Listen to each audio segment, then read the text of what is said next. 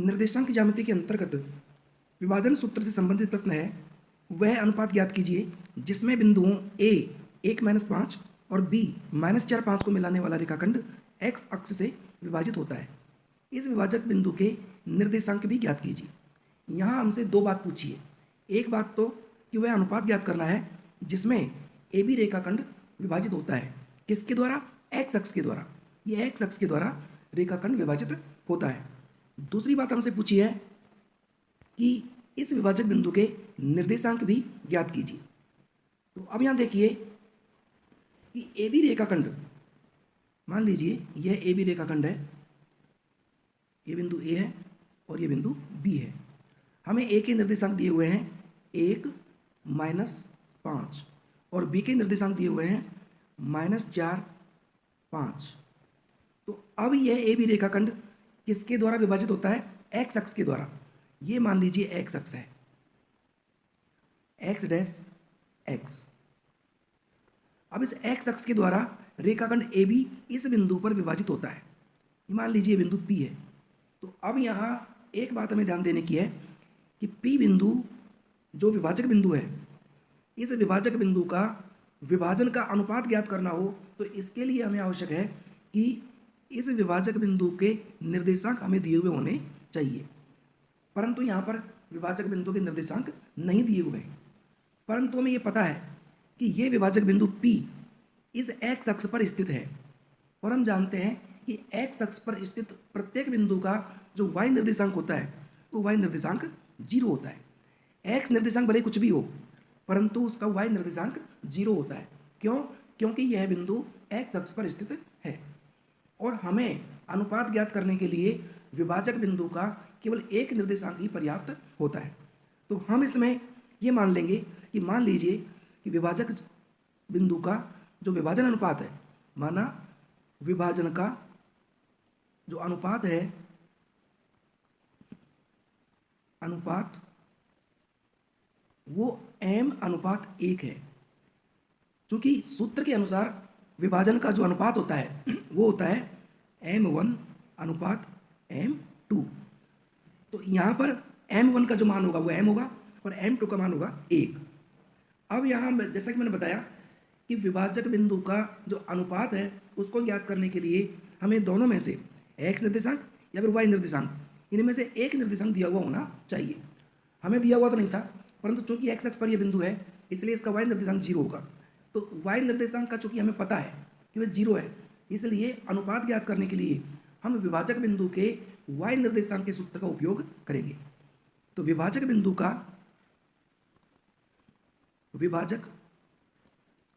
का y निर्देशांक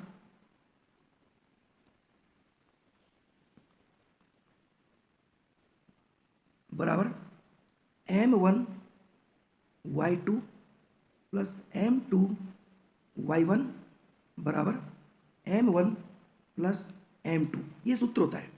और हमें पता है कि विभाजक बिंदु का y निर्देशांक कितना है? 0। तो बराबर m1 का मान अब हम m लिखेंगे, m, और y2 का मान मतलब दूसरे बिंदु का y निर्देशांक जो कि यहाँ पर 5 है, 5 प्लस m2 जो कि 1 है और y1 -5 है, ये -5। ए बिंदु का y निर्देशांक y1, m1 होगा m प्लस m2 1 हो जाएगा।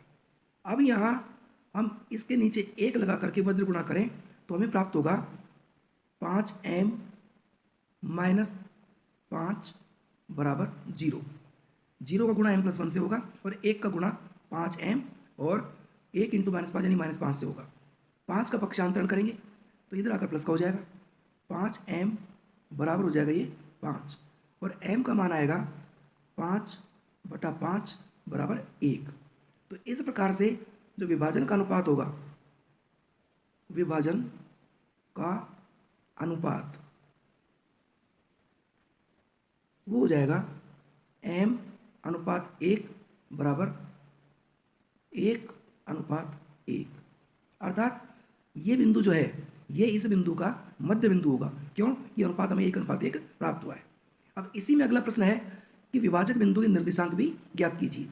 तो विभाजक बिंदु का जो y निर्देशांक है वो तो 0 है, ये रहा 0। अब हमें केवल x निर्देशांक ज्ञात करना है। तो x निर्देशांक ज्ञात करने के लिए विभाजक बिंदु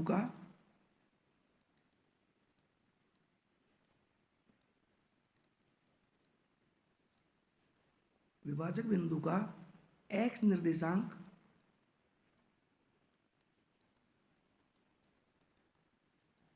बराबर m1 x2 plus m2 x1 बटा m1 प्लस m2। चूंकि यहाँ m1 और m2 दोनों एक एक ही हैं, जैसा कि हम देखते हैं इधर ये अनुपात हमें प्राप्त हुआ है 1:1। तो 1:1 प्राप्त होने की वजह से m1 का मान भी 1 होगा और m2 का मान भी 1 होगा। और यहाँ x1 का मान 1 है यहाँ पर, और x2 का मान -4 होगा। तो इसलिए m1 का मान 1, x2 का मान -4 प्लस m2 का मान 1 और x1 का मान भी 1 होगा बटा 1 प्लस 1 -4 प्लस 1 को 1 से गुणा करेंगे 1 बटा 2।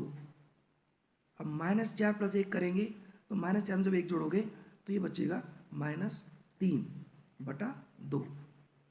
अब यहाँ पर x का जो मान आया, x निर्देशांक वो आ गया -3 बटा 2।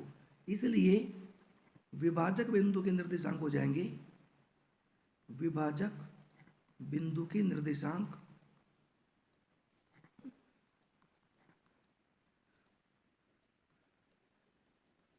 वो निर्देशांक होंगे -3 बटा 2, 1, सॉरी 0, क्योंकि विभाजक बिंदु x अक्ष पर है, इसलिए इसका y निर्देशांक 0 होगा।